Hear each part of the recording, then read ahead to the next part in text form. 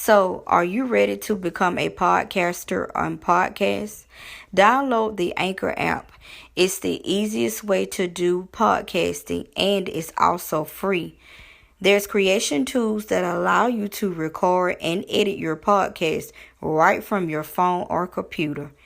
Anchor will distribute your podcast for you so it can be heard on Spotify, Apple Podcasts, and many more. You can make money from your podcast with no minimum listenership. It's easy. It's everything you need to make a podcast all in one place.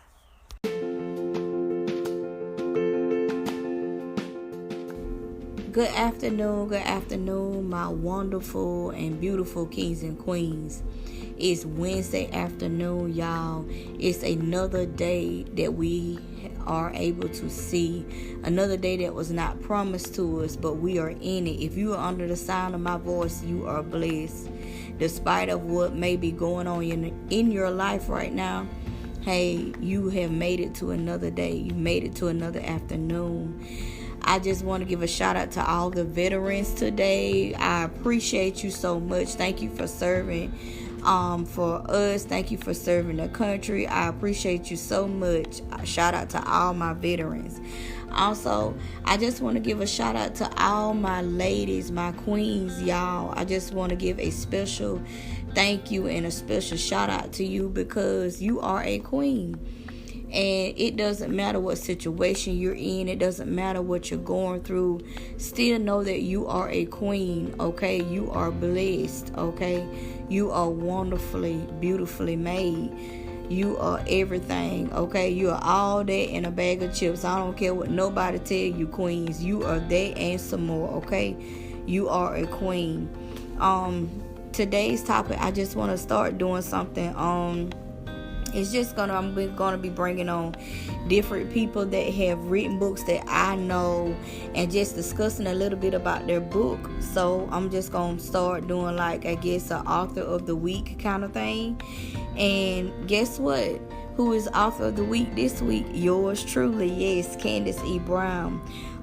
Talking about my book, Breaking Free from My Entanglements, From Bound to Free. That is the name of my book. Y'all go grab your copy. This book is basically talking about me talking about some secrets and some things that I went through that a lot of people did not know about me. Might be shocking.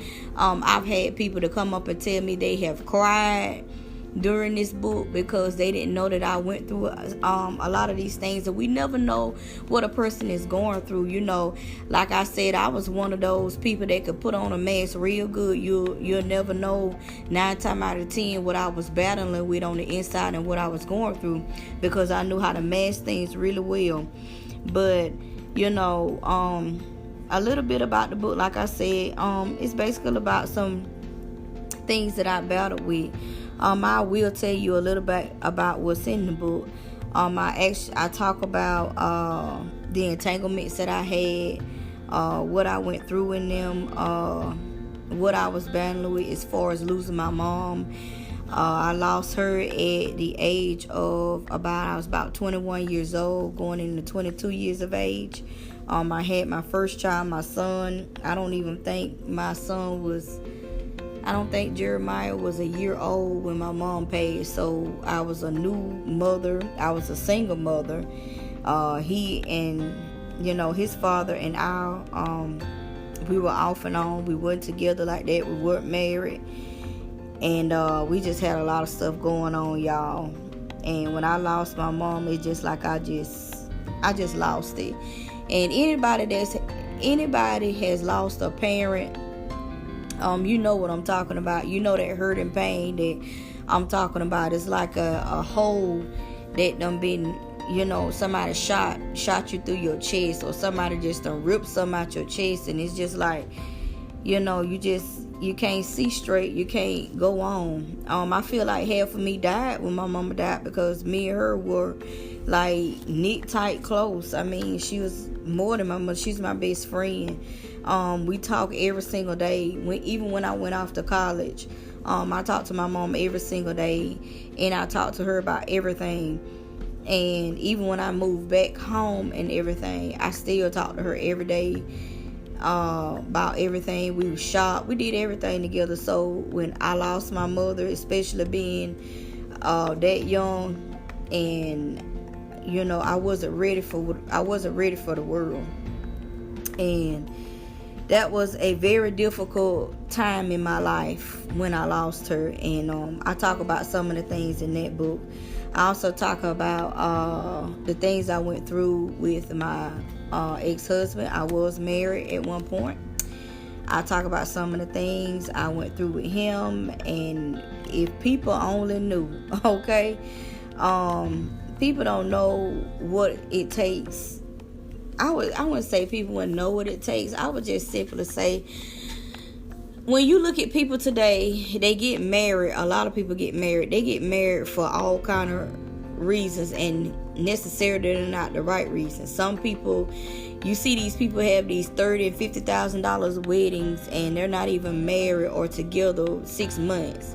6 months later, they separate, and a year later they divorce, and there go $50,000 going down the drain, and y'all wasn't even together a whole year. I look at people like that. Oh, I'm gonna marry her because she did this and she did that. Or I'm gonna marry him because he has money, he takes care of me. Or I'm gonna marry her because she just, she the only one that I think gonna stick by my side, And y'all, let me tell you something. I'm not judging nobody. I ain't telling you that ain't. It's not right, but I'm gonna tell you something coming from a person that has been married. Make sure you're getting married for the right reasons. Don't get married. My situation was, I felt guilty is the reason why I got married. My ex-husband had did some time in jail. He did 6 months in jail, and y'all, I was wide open out there. I was partying, I was drinking, I was clubbing, I was having sex with all kind of men. I was doing it all. I thought I was just living it up. I was living the life. And when he finally got out of jail, he asked me to marry him. And I was like, well, I guess I'm gonna marry him because, for one, I feel guilty. And I feel like I do owe him that. And that was not a good reason to marry somebody. Just because you feel, and the sad thing is, y'all, I didn't even hold him down while he was in jail. I didn't call. I didn't write letters like that. I didn't even go see the man in jail. You understand what I'm saying? Not one visitation he got from me. When he saw me, the day he was coming home, I made up every excuse in the world not to go see him because I just want to be out here. Oh, I'm free. I'm finna do what I want to do. Oh, I'm finna live it up. I'm finna do this and do that. And that's just what I was doing. And I was just tumbling weed in the wind. Yeah, that was me. But when he came home and asked me to marry him, I felt like I had to marry him because I owed it to him. And at the end of the day, I knew I wasn't ready to get married. I was not ready at all. I knew nothing about getting married, but I went ahead and did it anyway. And I wouldn't say it was a mistake. I would say it was a lesson learned. I learned a lot from being married. And just because somebody, when they come home from jail and you know truly in your heart you ain't ready to get married, just go ahead and tell them people. Even if you wrote them letters and you went and seen them and you were just there for them. Sometimes we could just be there for that person for that time being. Doesn't mean that we love them enough to get married to them. I didn't love him enough to get married to him. I felt bad. I felt guilty. So that's why I got married. Make sure that you are marrying that person for the right reasons. Be sure. Just don't hop into the marriage because the sex is good or the money is good. Or you feel like, well, this the last man or the last woman that want to get with me, so I'm just going to marry him because don't nobody else want me. No, don't get married for that reason either. Okay? Those are not reasons to get married to somebody. You will know when he or she is right for you. Okay?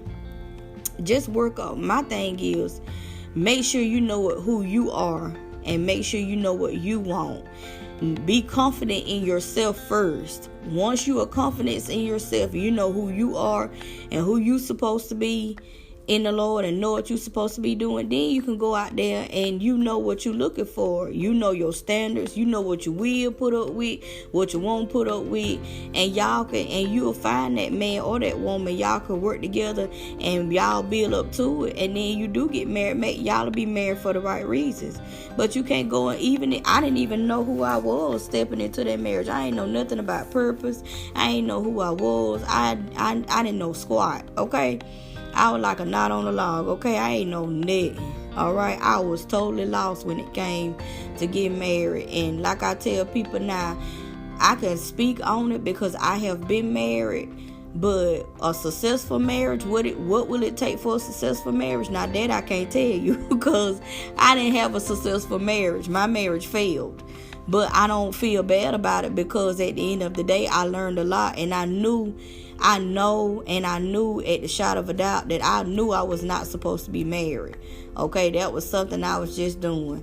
So don't be, and y'all, for the ones that's already married, don't run out here and say, well, that girl said on that podcast, we don't need to be married because this. And that girl said, listen, I ain't got time for your husbands or your wives to be reaching out to me on this podcast talking about what you told her. No, that's not what I'm saying. Okay, I'm speaking from my experience. What go on in your marriage is your business, okay? And if it's like that, you might need to seek some counseling, okay? I'm just talking a little bit about me and my book. But what inspired me to write this book was a part of healing. It was a healing process for me. And people often don't know that when you journal, when you write stuff down, it's part of healing. And when you get that stuff out on paper, I'm telling you, y'all, it can really, really, really help you. I have several journals, actually. I ain't got a journal. I have several journals. I have a journal where I just write ideas down. I have a journal where I just talk about my day, how I want it to go. And that's something you have to do, ladies. We have to command our day each and every day. Okay, every time you wake up, command your day. It's gonna be a good day despite of what comes my way. This is a good day already because God woke me up, and it's a good day anyway. Okay, don't get up saying, oh, I got to go deal with these people and I got to go to this job and this. Don't have that attitude. Go in there and command your day. It don't matter if they give you 500 patients. It's still going to be a good day. I'm just saying that because I work in the medical field, y'all. I don't care if I tell her, I don't care if they give me the whole hospital. It's still going to be a good day. And, hey, I'm going to do what I can do, and that's it. That's all I can do. I'm one person. I know that I'm doing what I'm supposed to be doing, and that's it. Okay? That's that attitude you have. You can't go in there overwhelmed all the time thinking you can get everything done, because you can't. It don't matter what job you're on. You are one person. And I believe at every job it takes a team of people in order to get the job done. It just can't take one person. It takes a whole team of people to get the job done, okay? That's my philosophy. Teamwork make the dream work, okay? So command your day every day. Fellas, command your day every day. Them people fussing and cussing and showing out on your job, it's all right. That don't mean you got to fuss and cuss back at them. Still say it's a good day because God done woke you up to a new day. And we know how these jobs are. Just say, okay, is this still a good day? Don't you? Well, yeah, all right, bro. It's all right. It's still a good day. We're going to get the job done, and we're going to do what we're supposed to do. And when it's time to go home, hey, we going home. I shift over. That's it. Command your day. But journaling really, really helps me. It helps me to get out so much, and I encourage anybody to then this could be man, females, this could be children, this can be for anybody. You can get you one of them little cheap 50-cent journals at Walmart, dollar store, wherever, and just begin to write down how you want your day to go. Write down ideas, where you want to be at in 5 years. Write down your goals, your dreams, and also the steps you got to do in order to get to where you want to be. If your dream job is to own your own business, write down, I am a business owner. Each and every day say, I am a successful money-making business owner. Okay? That's the affirmation. I am a successful business money-making owner. Or I am an author. You want to write a book? Write that book. I am an author. I am a successful author. Whatever you want to do in this life, you can do it. Ain't no who told you couldn't. As my mentor Latoya Key say, who told you couldn't? Dream, think big, dream big. You don't have to be up here, and if it's your dream to not work on that 9 to 5 forever, don't work on the 9 to 5 forever. Do what makes you happy. You want to open up that salon, sis, for that hair, girl, open that hair salon up.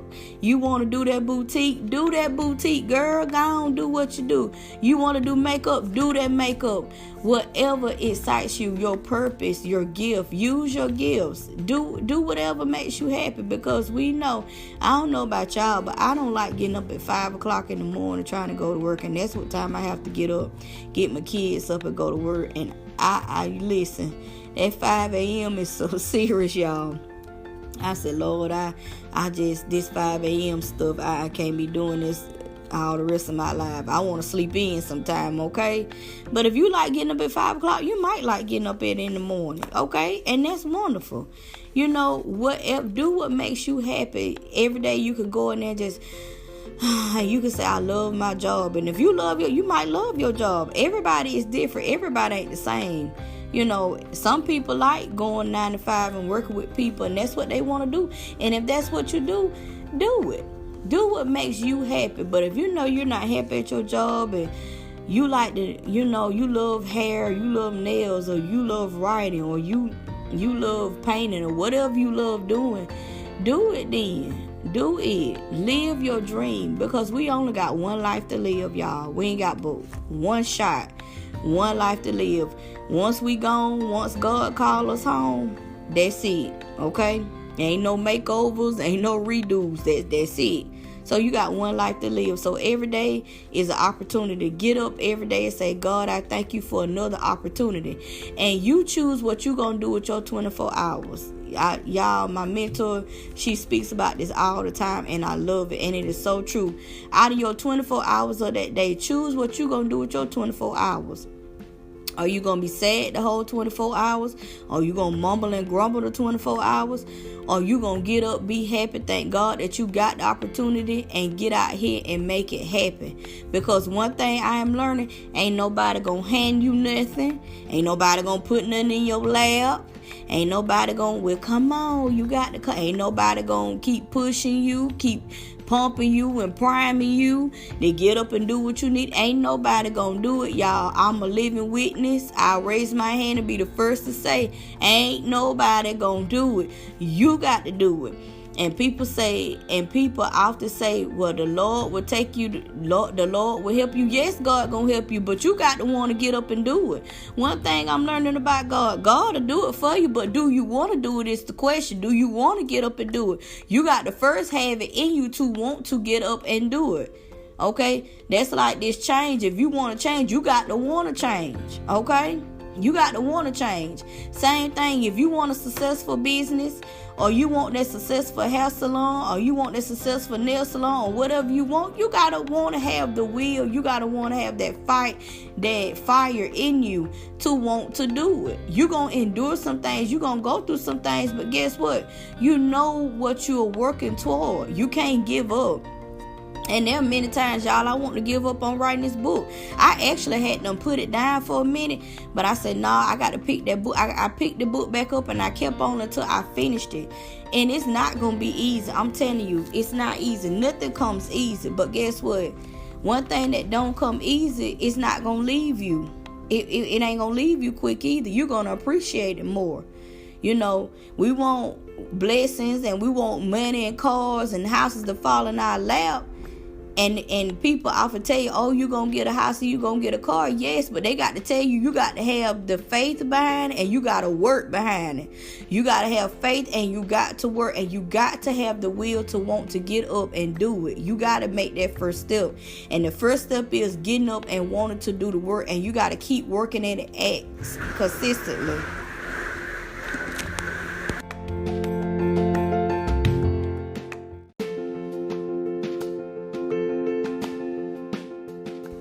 Sorry about that, kings and queens. My I guess the maintenance man, he out here doing some maintenance work, he clean. I'm like, who is this out here? I had to go find out who it was. But anyway, y'all, in order to be successful and in order to get to your dream and stuff, you have to be consistent at it.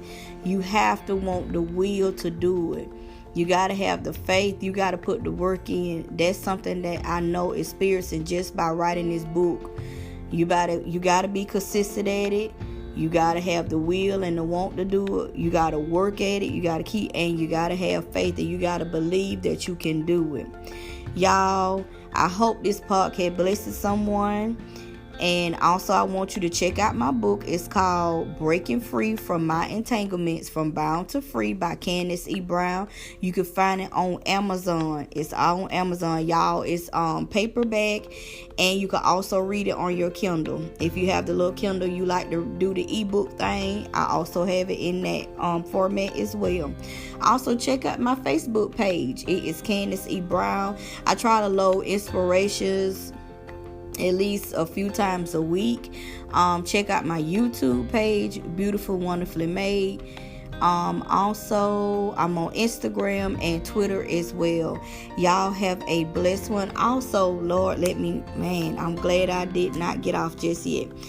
My mentor, Latoya Okia, and I are doing a seminar for the ladies, y'all. Something for our queens. And it is called I Can Finally Exhale. And it is a seminar that we are doing on January the 30th of 2021. It's on Facebook. You can look at it on my Facebook page, Candace E. Brown. I'm on Facebook.